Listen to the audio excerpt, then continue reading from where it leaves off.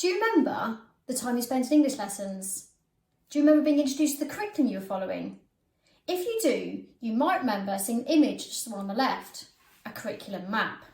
Now, the curriculum map is just one of a whole series of metaphors employed in the field of education to represent school subject English.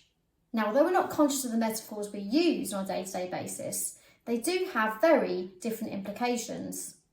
For example, every map has a mapper, and therefore this kind of curriculum map suggests a predetermined route for the learner.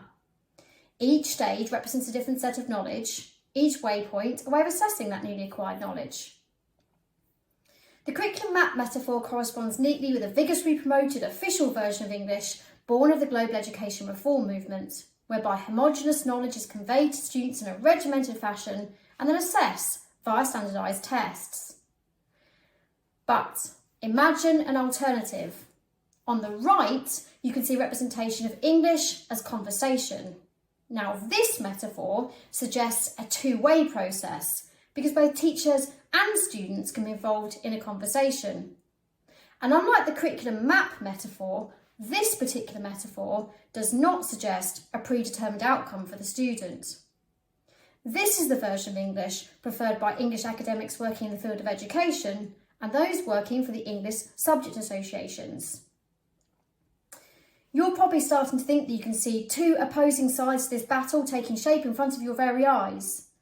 But because we're not really aware of the metaphors we use on an everyday basis, this is a battle hidden in plain sight. It's the job of my research to expose this hidden battle through the observation of empirical data.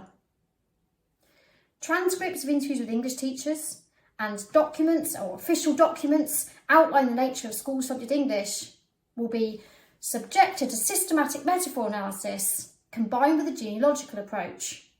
What this means is I will be exploring the origins and the evolution of metaphors used to conceptualise school subject English, as well as more crucially, looking at the implications of using those metaphors.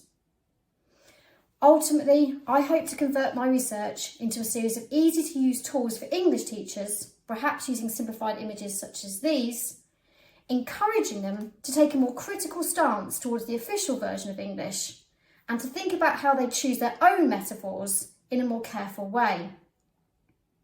Armed with such tools, it is my hope that English teachers will begin to have more of a say in their subject's future. Thank you very much.